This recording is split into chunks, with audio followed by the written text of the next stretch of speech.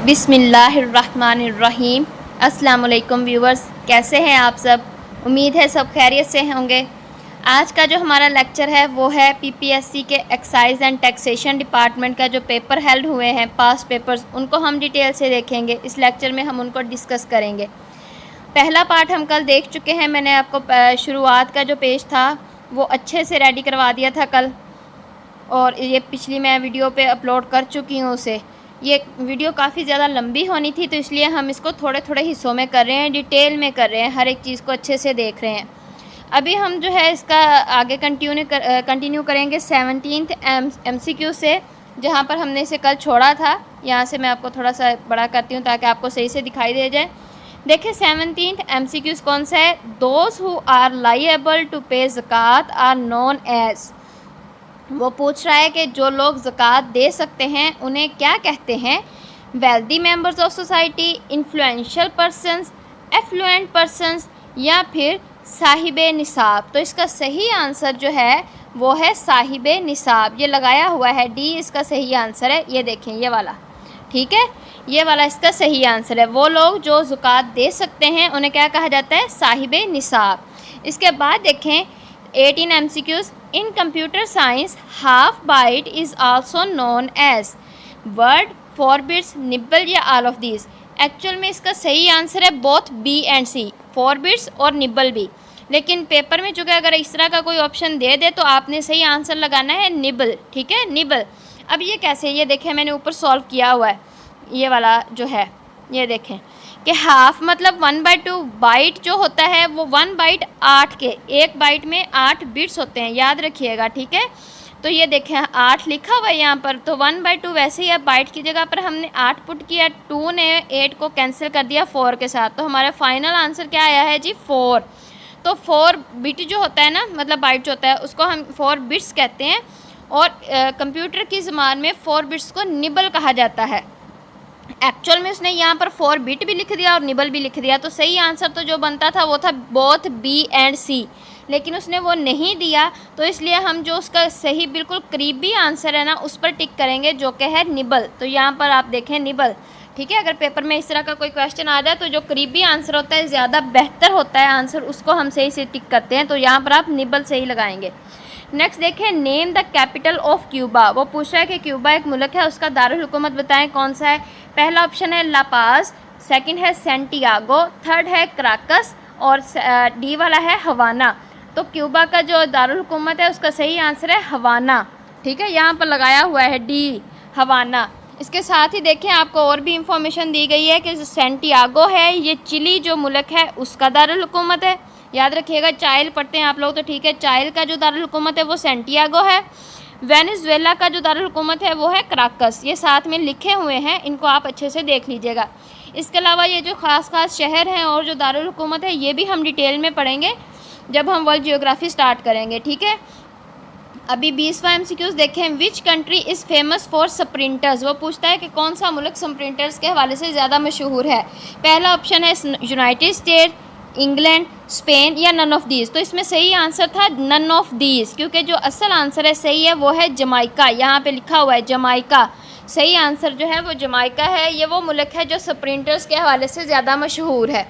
Next देखें human rights day is observed on 10 September each year, 10 अक्टूबर, 10 नवंबर, या फिर 10 दिसंबर। सही आंसर इसका है 10 दिसंबर। इसको हाईलाइट भी किया गया और एडिशनल इन्फॉर्मेशन भी है कि पहली बार ह्यूमन राइट्स डे कब बनाया गया। तो ये साथ में देखें नीचे लिखा हुआ है कि 10 दिसंबर 1948 को पहली दफ़ा ह्यूमन राइट्स डे मनाया गया था, और तभी से ये रवायत शुरू हो गई है कि जी 10 दिसंबर को ह्यूमन राइट्स डे मनाया जाता है, ठीक है।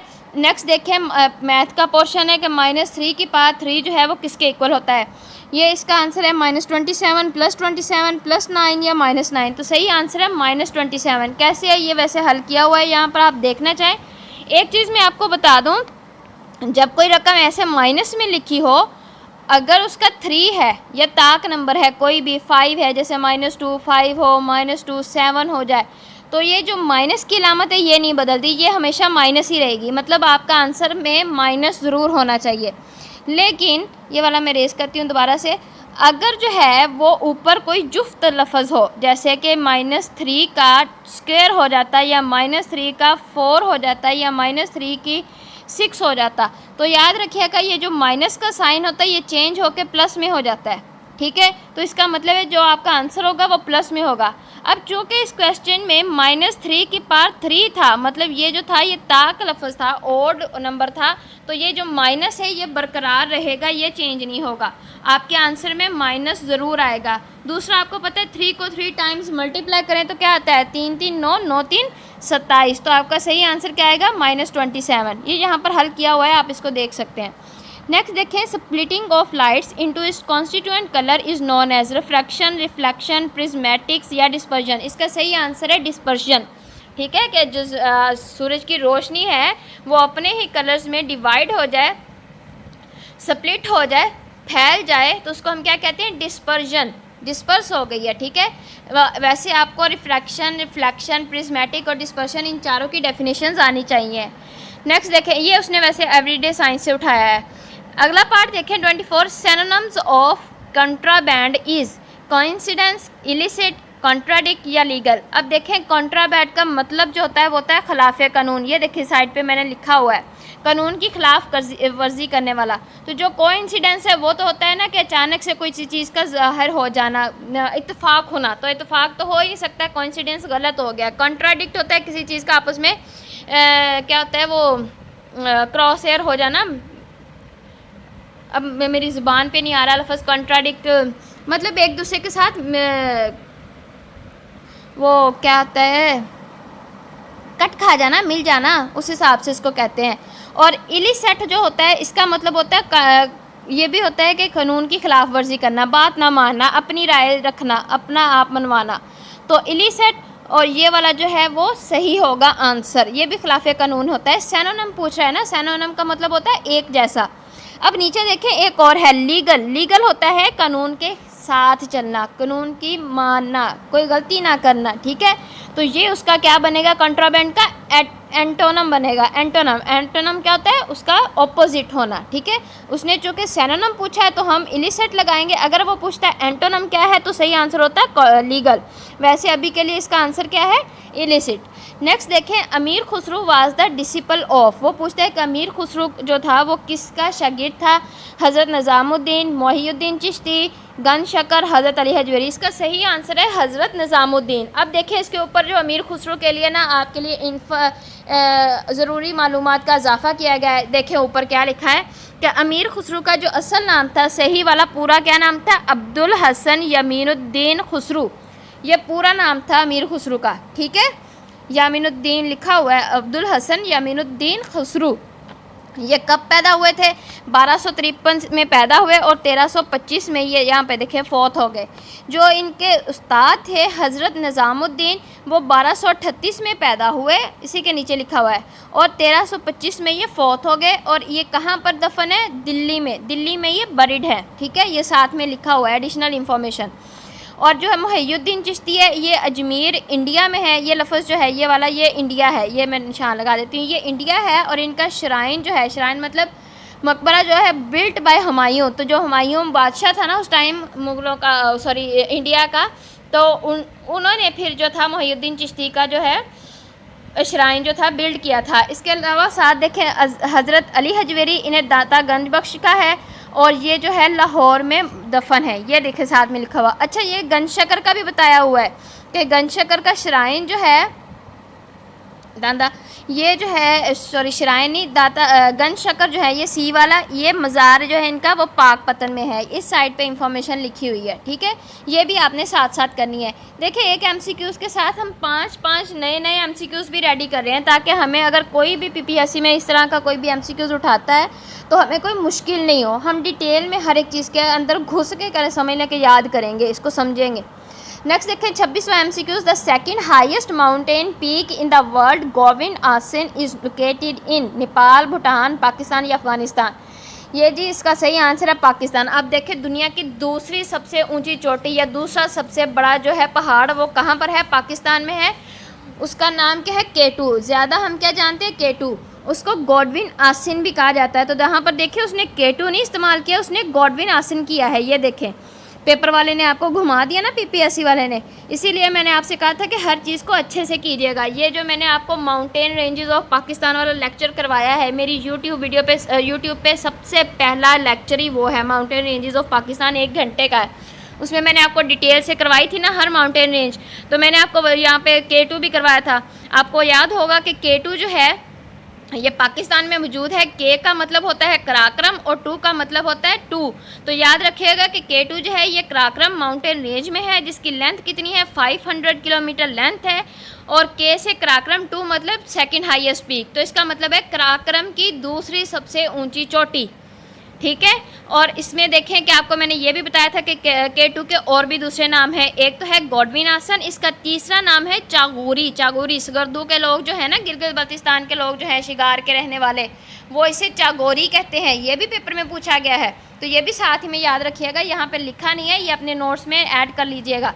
नेक्स्ट देखें 27वां MCQs, which Asian country has long been known as the crossroads of Central Asia. वो पूछता है कि कौन सा मुल्क बहुत अरसे तक सेंट्रल एशिया के क्रॉस रोड के तौर पर जाना जाता था, इंडिया, चाइना, ईरान या अफगानिस्तान। तो इसका सही आंसर है अफगानिस्तान।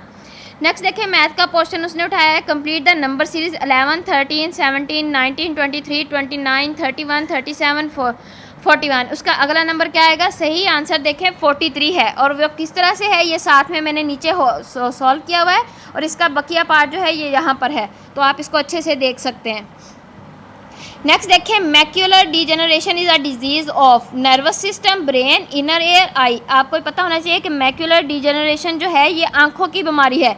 ब्रेन में ब्रेन हैमरेज वगैरह रिलेटेड होता है दिमागी बीमारियों में, ठीक है। और ये आंखों की बीमारी क्या कहलाती है, मैक्यूलर डिजेनरेशन। याद रखिएगा इसको, ये एवरीडे साइंस से उसने उठाया है।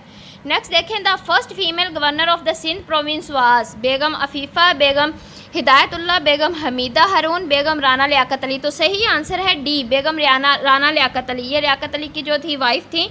आपको पता होना चाहिए कि सिंध की पहली जो गवर्नर थी वो बेगम राना लियाकत अली थी। इसी से रिलेटेड साथ में देखें और भी MCQs मैंने आपके रेडी करवा दिए हैं कि अगर वो पूछ ले, ये उसने सिंध का पूछा था, इसे करंट पूछ रहे कि अभी जो है सिंध का जो करंट गवर्नर कौन है। तो ये साथ में लिखा हुआ है, थोड़ा सा मीठा मीठा सा है ये वाला डाटा, जो आप साथ में नोट कर लें अपने नोट्स में, कि जो करंट है वो है कामरान तैसूरी। ये लफ्ज़ जो है ना, ये वाला लफ्ज़ ये तैसूरी है, ठीक है, ये वाला तैसूरी है। पंजाब के करंट गवर्नर, करंट की बात करी हूँ मैं, पंजाब के करंट गवर्नर है सरदार सलीम हैदर खान, ये वाले जो, ठीक है, लिखा हुआ है। और बलोचिस्तान के करंट जो है वो है शेख जाफ़र खान मंदोखेल, ओके।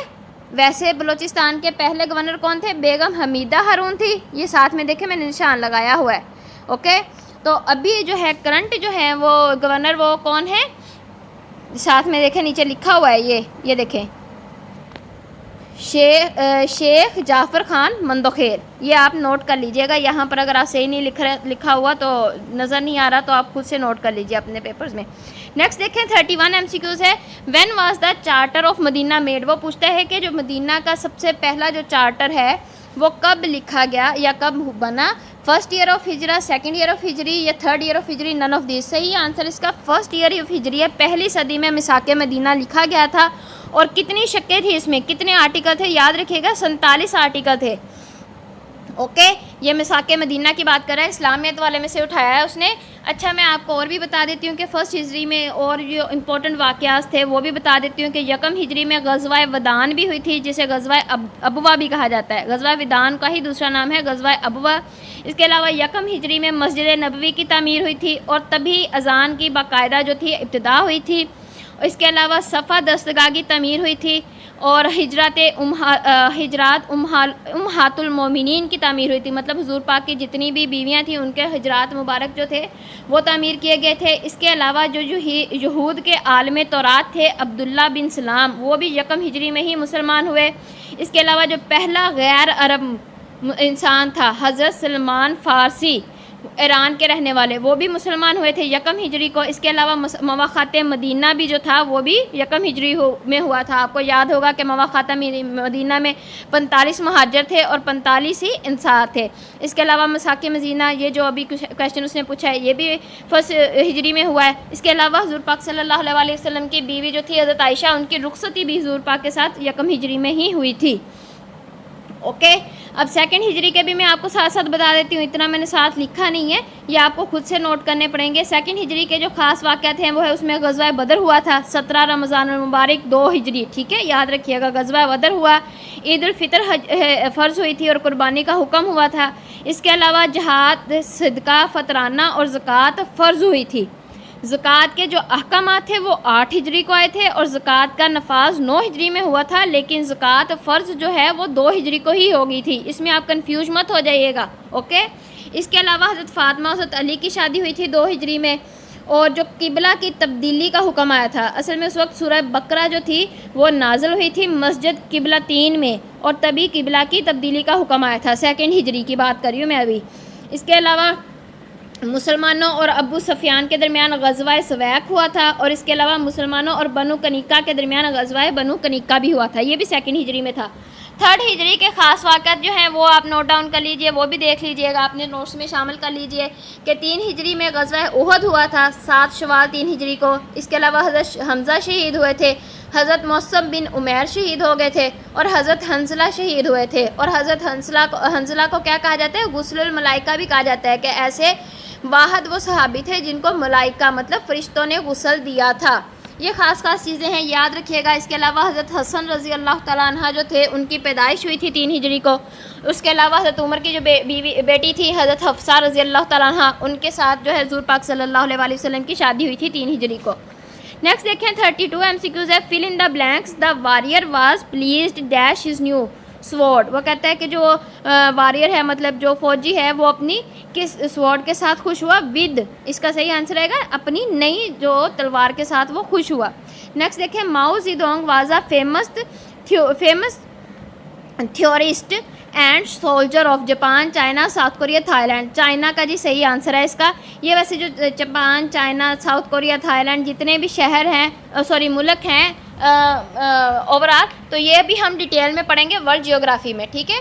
इसके नेक्स्ट देखें 34 MCQs। The boundary commission to democrat in the borders of India and Pakistan was headed by Lord Mountbatten, Sir Cyril Radcliffe, Sir Stafford Cripps, or none of the above. इसमें सही answer है B है, sir Cyril Radcliffe, ठीक है, इसका सही answer है। ये ऊपर मैंने और भी इंफॉर्मेशन लिखी हुई है। ये अगर आप चेक की बात करें ना, ये वाला जो मैंने लिखा हुआ, तो ये था कि जब मैं नोट्स की तैयारी करी थी ना, तो जहाँ पर मुझे कन्फ्यूजन होती थी ना, वहाँ मैं चेक लिख देती थी और फिर डिटेल में जाके उस MCQs को मैं अच्छे से करती थी, इसलिए ये लिखा हुआ है। ये बाद में मुझे रेस करना भूल गया, तो आप चाहें तो इसको ना कीजिएगा, ये सही है। मैंने इन्फॉर्मेशन यहाँ पर फिर साइड में ना ढूंढ के लिख ली थी।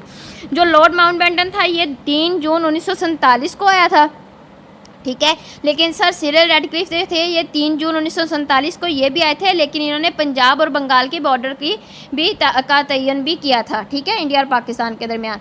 ये भी याद रखिएगा, साथ में लिखा हुआ है। नेक्स्ट देखिए Pakistan China boundary disputed was settled during the government of. वो पूछता है कि पाकिस्तान और चाइना के दरमियान जो है हदबंदी थी, जो बाउंड्री थी, उसके मसले को कब किसकी हुकूमत में सही सॉल्व किया गया? तो याद रखिएगा ये जो है लियाकत अली खां, फ़िरोज़ खान नून, अयूब खान या ज़ुल्फ़िकार अली भुट्टो। तो सही आंसर इसका है सी, अयूब खान। अयूब खान के दौर हुकूमत में इस मसले को ठीक किया गया था 1963 में, ये भी याद रखिएगा। और ज़ुल्फ़िकार अली भुट्टो ने साइन किया था इस पर, जो माहदा हुआ था उस टाइम पे, उस पर साइन जो थे वो ज़ुल्फ़िकार अली भुट्टो ने किए थे। ये साथ में एडिशनल इन्फॉर्मेशन लिखी है, याद कीजिएगा, ये इंपॉर्टेंट है। ये सारे PPSC में आए हुए थे, इसलिए इसको डिटेल में हमने किया है। नेक्स्ट देखें which of the following Excel features allow user to evaluate values and return result. वो कहता है कि MS एक्सेल जो है उसमें से कौन सा ऐसा ऑप्शन है जो यूज़र के लिए को इजाज़त देता है जो वैल्यूज़ होती हैं उनको वैलिड करे और फिर जो है बदले में रिज़ल्ट पैदा करे। तो जो सही है आंसर वो है फार्मूलाज, मतलब ए वाला जो है वो सही आंसर है। फार्मूलाज, फॉर्मेटिंग, फिल्टर, इंसर्शन, इनमें से सही वाला ए है, फार्मूलाज। नेक्स्ट देखें the site of world trade centre in the New York which was destroyed in 9/11 incidents is now called. वो पूछता है कि जो वर्ल्ड ट्रेड सेंटर है न्यूयॉर्क में मौजूद था, जो 9/11 के हादसे में जो था वो ख़त्म हो गया या डिस्ट्रॉय हो गया था, अब उसका नाम क्या है? तो सीजन हाउस, पैराडाइज हाउस, या ग्राउंड ज़ीरो, या मार्टाइज पार्क रेवेन्यू। इसका सही आंसर है ग्राउंड ज़ीरो। अब जो इसका मौजूदा नाम है वो ग्राउंड ज़ीरो है। अच्छा, ये जो 9/11 का हादसा है इसके बारे में भी देखें, ये लिखा हुआ है ऊपर कि ये इसको 9/11 इसलिए कहा जाता है कि 11 तारीख थी और सितंबर मतलब 9वां महीना था, इसलिए इसको 9/11 कहा जाता है। ये भी याद रखना, 11 सितंबर 2001 में ये हमला हुआ था और उस टाइम पे जो था बिल क्लिंटन वहाँ का वो कह ले के हेड था। ओके, नेक्स्ट देखें, which of the following is not a BRICS member country. वो पूछ रहा है कि जो ब्रिक्स है वो एक ऑर्गेनाइजेशन है, इसमें से कौन सा मुल्क जो है वो उसका हिस्सा नहीं है। बेल्जियम, रशिया, या फिर ये देखें इसका जो है ना पार्ट वो या आगे नहीं है। मैं आपको बता देती हूँ इसके ऑप्शन और कौन से हैं। यहाँ पर होगा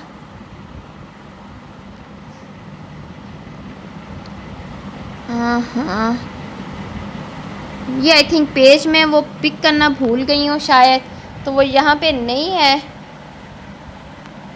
हाँ जी, नहीं वो आगे होगा, यहाँ पर है ये पेज, बाकी का पेज जो है वो यहाँ पर है।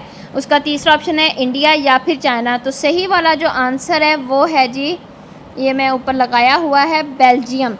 इसका सही आंसर क्या है? बेल्जियम। ये देखें यहाँ पर लगाया हुआ है, ये वाला आंसर है इसका सही, कि बेल्जियम जो है वो ब्रिक्स का मेंबर नहीं है। अब यहाँ पे जो इम्पोर्टेंट है, ये ब्रिक्स ऑर्गेनाइजेशन की बात हुई है, तो साथ में देखें ये मेरे नोट्स बने हुए हैं ब्रिक्स के, तो ये मैं आपको अभी करवा देती हूँ। ये देखें ये वाला पार्ट जो है इसको देखें, ब्रिक्स ऑर्गेनाइजेशन को भी थोड़ा सा डिटेल में हम लोग पढ़ लेते हैं। अगर आपको सही नहीं दिखता तो मैं बड़ा करती हूँ। देखें ब्रिक्स जो है इसका एक्चुअल में मतलब क्या है, ये 5 ममालिक के नाम पर मुश्तमिल है। देखें बी से कौन कौन से है, एक तो है, ये मैं इसको चेंज करती हूँ ताकि आपको सही से दिखे। बी से होता है ब्राज़ील, आर से होता है रशिया, ठीक है, आई से होता है इंडिया, सी से चाइना और एस से साउथ अफ्रीका। ये ब्रिक्स के मेंबर्स हैं, कंट्रीज़ मेंबर जो हैं, ठीक है, उनके नाम पर ये ऑर्गेनाइजेशन बनी हुई है। अब देखें साथ में इनके जो थे ना, उसने पेपर में पास्ट पेपर्स में ये भी पूछा हुआ है कि ब्रिक्स के जो ये कंट्रीज़ हैं उनके इस टाइम के सदर कौन कौन से हैं, ठीक है। तो उसमें देखें ब्रिक्स जो है ब्राज़ील, उसका मौजूदा जो है क्या होता है कि सदर है, उसका नाम है लुइस इनेशियो लूला डा सिल्वा, ठीक है। यहाँ पर ये वाला लफ्ज़ जो है ये मिटा हुआ है, तो याद रखिए ये है ये डी है, डा सिल्वा, SILVA सिल्वा। तो ये लूला डा शॉर्ट में लूला डा सिल्वा है, ओवरऑल पूरा नाम है लुइस इनेशियो लूला डा सिल्वा, ठीक है, याद रखिएगा। रशिया के जो है सदर, उनका नाम है व्लादिमीर पुतिन। इंडिया का जो इस टाइम पे सदर है वो है द्रौपदी मुर्मू, ये देखें यहाँ पर है। चाइना का जो सदर है वो है शी जिनपिंग। साउथ अफ्रीका जो है उनका है सदर सिरिल रैमफोसा। ये वाला अगर आपको नहीं दिख रहा तो ये लफ्ज़ है RAMAPHOSA, रैमफोसा, ठीक है। ये उसका साउथ अफ्रीका का सदर है। ये मैं रेस करती हूँ, आप लोग नोट कर लीजिएगा अपने साथ साथ, इसको भूलिएगा नहीं। चलें अब देखें, इसमें एक और भी MCQs बनता है कि जो पहले थे ना ब्रिक्स जो ऑर्गेनाइजेशन थी, इसका नाम था सिर्फ ब्रिक, एस शामिल नहीं था इसमें।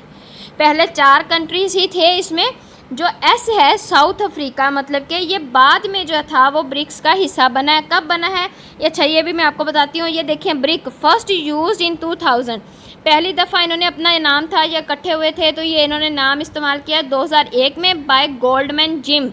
ये नीचे जो लफ्ज़ लिखा है ये गोल्डमैन जिम है, ये पूरा नाम है बाय गोल्डमैन जिम ओनील, ठीक है, ओनील। तो उन्होंने पहली दफ़ा इसे इस्तेमाल किया। इसकी पहली मीटिंग जो थी 2006 में हुई थी, और ये इसकी ऑफिशियल मीटिंग, असल में जो ऑफिशियल मीटिंग थी वो 2009 में हुई थी। ये जो है ना डाटा, ये आपको यहाँ पे नहीं दिख रहा ना, तो ये साथ में नीचे लिख देती हूँ मैं, ऑफिशियल मीटिंग 2009 में हुई थी, ठीक है। ये डाटा यहाँ पर ये लिखा हुआ है, इसको मैं रेस करती हूँ तो आपका अच्छे से हो जाए। अब देखें ये नीचे जो साउथ अफ्रीका था, ये एस वाला पार्ट, ये जो है ये बाद में इसका हिस्सा बना, ये वाला, ये कब बना है? ये साउथ अफ्रीका ज्वाइंड इन 2010। ये रेस किया मिटा मिटा से दिख रहा है ना ये वाला, तो यहाँ पर देखें कि साउथ अफ्रीका ज्वाइंड, ये लफ्ज़ लिखे हुए हैं ज्वाइंड इन 2010। तो 2010 में जो है वो इस ऑर्गेनाइजेशन को साउथ अफ्रीका ने जो था वो इसमें शामिल हुआ था। ओके, अब देखें आगे, इसको मैं रेस करती हूँ, ये वाला जो है पार्ट। नेक्स्ट देखें जी, इसका सेकंड वाला पार्ट, यहाँ पे देखें ये थोड़ा सा आपको बेहतर दिखाई दे रहा होगा। ओके, जो चीज़ें ऊपर नहीं दिखाई दे रही थी वो यहाँ आपको दिखाई दे गई होंगी।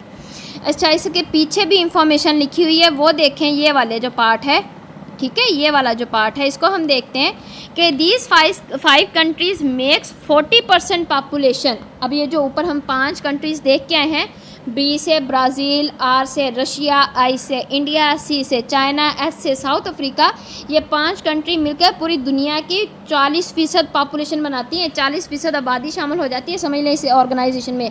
और ओवरऑल पूरी दुनिया का 30% जीडीपी इकट्ठा करती हैं, ये बनाती हैं। और रिसेंट मीटिंग इनकी जो थी वो 2023 में हुई है साउथ अफ्रीका में। और जो 5 नई कंट्रीज़ ने इनको ज्वाइन किया है, मतलब इनमें शामिल हुए हैं, वो हुए हैं 1 जनवरी 2024 में। और वो कौन कौन सी हैं? Iran, Egypt, Ethiopia, UAE and Saudi Arabia. ये 5 नई कंट्री हैं जिन्होंने ब्रिक्स को ज्वाइन किया है। ये आपकी ब्रिक्स के ऑर्गेनाइजेशन के हवाले से भी हो गया। वैसे जो है ना, सिंपल ओवरऑल ऑर्गेनाइजेशन का जो है लेक्चर है, वर्ल्ड ऑर्गेनाइजेशन और पाकिस्तान ऑर्गेनाइजेशन का भी मैं अलहदा से भी वर्ल्ड जियोग्राफी वाला पार्ट जब स्टार्ट करूँगी तो उसमें अपलोड करूँगी। वो भी काफ़ी लंबा लेक्चर बनेगा। उसमें हम पूरी दुनिया की जो अहम ऑर्गेनाइजेशन है जहाँ से पीपीएससी हमेशा एमसीक्यूज़ उठाता है वो मैं आपको करवाऊँगी। नेक्स्ट देखें जी, अगला हमारा जो एमसीक्यूज़ है 39, वो है the first private airline in Pakistan was Hajvery, Orient, Shaheen या भोजा। वो कहता है कि पाकिस्तान की पहली जो प्राइवेट एयरलाइन थी जहाज़ी, ठीक है, वो कौन सी थी? तो याद रखिए ए इसका सही आंसर है हजवेरी, ठीक है। जबकि ओरिएंट जो थी ये नेम ऑफ पीआईए, ये पीआईए का पुराना नाम है ओरिएंट। इसके अलावा नीचे भोजा देखें, ये जो है 3 Feb 1955 में ये बनी थी। ओके, पीआईए, सो भोजा की बात नहीं हो रही, ये पीआईए की बात हो रही है। I am really very sorry. Name of PIA Orient है और ये कब बनी थी? 3 Feb 1955 में। नीचे देखें, the husband of Begum Khalida Zia, former prime minister of Bangladesh, had remained the president of Bangladesh, what his name. यह देखें, अपने आप यहाँ से लेके यहाँ तक अपने आप में एक एमसीक्यूज़ है ये। ओके हो गया, इसको भी आपने अच्छे से करना है। अब उसका देखें कि उसका नाम पूछ रहा है कि वो क्या था। उसका नाम जनरल ज़ियाउर रहमान था, जनरल जमाल ज़िया था, अब्दुल सत्तार ज़िया था, या जनरल अरशद हुसैन ज़िया था। तो उसका सही आंसर है जनरल ज़ियाउर रहमान, इसका सही जवाब है। नेक्स्ट देखें, the Iberian peninsula is a part of Africa, North America, Europe या एशिया। तो इसका सही आंसर है यूरोप, ठीक है। याद रखिएगा कि जो अरेबियन पेनिनसुला है ये किसका हिस्सा है? यूरोप का हिस्सा है। ओके, अच्छा, पेनिनसुला क्या होता है ये भी मैं आपको बता देती हूँ। सॉरी, 1 मिनट के लिए रुकिएगा, यहाँ पर मैं नोट डाउन करना उसको भूल गई हूँ। पेनिनसुला का एक्चुअल में मतलब होता है ये जजीरा नुमा। इसके 3 हिस्सों में पानी होता है जबकि एक हिस्से में ज़मीन होती है। पेनिनसुला का मतलब ये होता है, देखें ये ऐसा होता है तकरीबन। इसके ये वाला हिस्सा जो होता है ये लैंड होती है, समझ ले, ऊपर हो नीचे हो कुछ भी हो, मैंने आपको समझाने के लिए ये वीडियो बनाई है। जबकि इसके 3 हिस्सों में पानी होता है, इस साइड पे भी वाटर, इस साइड पे भी वाटर और इस साइड पे भी वाटर। तो ऐसी जगह जहाँ पर 3 हिस्सों उसके ऐसी ज़मीन, ये वाला भी लैंड होता है, ठीक है। ऐसी ज़मीन जिसके 3 अतराफ़ में पानी हो जबकि एक हिस्सा जो है वो ज़मीन के साथ हो, ठीक है, जुड़ा हुआ। सॉरी, ये वाला मैंने ऊपर करना था। तो उसको हम क्या कहते हैं? पेनिनसुला, ठीक है। ऐसी ज़मीन जिसके एक तरफ जो है वो ज़मीन हो, बाकी 3 हिस्सों में पानी हो, उसको हम क्या कहेंगे? पेनिनसुला कहते हैं। ये अभी जो आइब्रियन पेनिनसुला की वो बात कर रहे हैं, तो याद रखिएगा कि ये जो है यूरोप का हिस्सा है। इसके अलावा एक अरेबियन पेनिनसुला भी है, उसको भी हम देर से देखेंगे। याद रखिए कि दुनिया का सबसे जो बड़ा पेनिनसुला है वो अरेबियन पेनिनसुला है, ठीक है। ये भी आपको मैंने एक और एमसीक्यूज़ करवा दिए हैं एक्स्ट्रा। अब देखें, किस्सा Sohni Mahiwal was written by Hafiz Barkhurdar, Hashim Shah या फिर फैज़ शाह, वारिस शाह। याद रखिए कि ये जो किस्सा सोनी महिवाल है ये फ़ज़ल शाह ने लिखा था। ये देखें, इसको हाईलाइट किया हुआ है। और ये चनाब, सोनी महिवाल जो है चनाब के दरिया के जो किनारे पर बैठ के उसने लिखा था। एक्चुअल में वहाँ पर जो है जगह है, वहाँ पर उसने लिखा। इसके साथ ही देखें कि और कौन कौन सी जो ख़ास जो है कहानियाँ जो मशहूर हैं वो किसने लिखी। सस्सी पुनो जो थी वो हाशिम शाह ने लिखी थी। हीर रांझा थे वो वारिस शाह ने लिखी थी। और लैला मजनू जो है ये क्या होता है, आई एम रियली सॉरी, जो लैला मजनू है ये निज़ामी ने लिखी थी, ठीक है। ये सॉरी, निज़ानी उसका नाम था, उन्होंने ये लिखी थी, निज़ामी नहीं निज़ानी, ठीक है। ओके हो गया। ये वाला भी आपके एमसीक्यूज़ मैंने 3 और एक्स्ट्रा करवा दिया आपको। अभी हम जो है 2-4 एमसीक्यूज़ और करेंगे, ये वीडियो बहुत लंबी होती जा रही है मेरी। नेक्स्ट देखें, a man bought 27 apples, 2/9 of them are bad, how many are good. तो इसका सही आंसर है 21। देखें टोटल एप्पल्स थे 27 थे उसके, उसमें से जो सबसे अच्छे थे बुरे एप्पल्स थे, सॉरी बैड एप्पल्स थे, वो 2/9 थे। तो हमने उनको सही वाले आंसर निकालने के लिए देखें इनको आपस में मल्टीप्लाई किया तो हमारे पास आंसर आया 6। जो गुड एप्पल थे वो थे, टोटल ओवरऑल जो एप्पल थे वो 27 थे, उसमें से बैड एप्पल्स की जो तादाद निकली है वो 6 है। वो 27 में से 6 माइनस निकाल कर देंगे तो आपके पास 21 आंसर आएगा। वो साबित करता है कि आपके पास 21 जो हैं वो सही सेब मौजूद है। नेक्स्ट देखें, General Qamar Javed Bajwa chief of army staff belongs to dash of regiment. तो पंजाब बलोच आज़ाद कश्मीर या फ्रंटायर रेजिमेंट जो है ये बलोचिस्तान के रेजिमेंट में शामिल थे और ये पाकिस्तान के 10वें चीफ हैं आर्मी के, ये भी याद रखिएगा। नेक्स्ट देखें, G7 इंक्लूड्स, देखें एक और ऑर्गेनाइजेशन की बात हो गई है, ये भी हम डिटेल में पढ़ेंगे G7 को।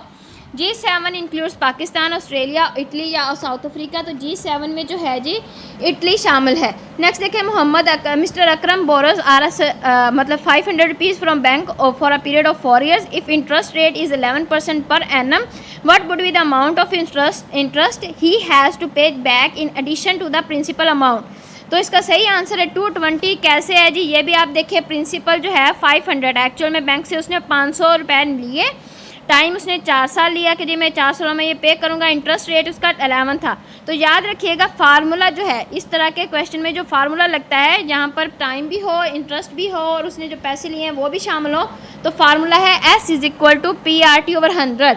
तो प्राइस भी आपके पास मौजूद है 500। R जो है वो रियल है, एनम पर एनम जो उसने सॉरी इंटरेस्ट रेट था, पीरियड था उसका, टाइम था 4 साल वो भी है, और टाइम जो था वो उसका क्या था वो भी शामिल है यहाँ पर। तो उसको हम फार्मूले में ये सारी वैल्यूज़ जो हैं वो पुट करेंगे। देखें 11 था ना टाइम जो था, 11% उसने देने थे वैल्यू, ठीक है। तो ये सारे जो है आप उसने पुट करने हैं उसमें और आपके पास वैल्यू आ जाएगी 220, ये जब आप इसको सॉल्व करेंगे। ओके, अभी पर हम ये लेक्चर ख़त्म करते हैं, इसको रोकते हैं। नेक्स्ट इंशाल्लाह हम 47 MCQ से आगे पढ़ेंगे और डिटेल में पढ़ेंगे इसी तरह से। अब कल हम एक इसी पार्ट को आगे जो है वो जारी करेंगे इंशाल्लाह।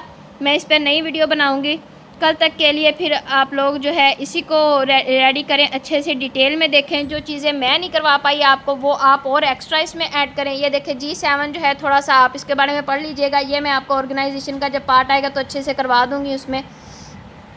अब इंशाल्लाह हम कल एक नए लेक्चर के साथ मिलेंगे। आप लोगों से गुजारिश है कि प्लीज़ मेरे चैनल को सब्सक्राइब करें, लाइक करें और आगे और भी लोगों तक इसको शेयर करें ताकि किसी और का भी भला हो जाए जो ऑनलाइन क्लासेस नहीं पे कर सकता या जिसको समझ नहीं आ रही कि PPSC के पास पेपर्स की तैयारी कैसे करें, तो वो यहाँ से उनको समझ आ जाएगी। प्लीज़ आप लोगों से ये छोटी सी गुजारिश है। बाकी हम कल मिलेंगे एक नए लेक्चर के साथ, तब तक के लिए अल्लाह हाफिज़।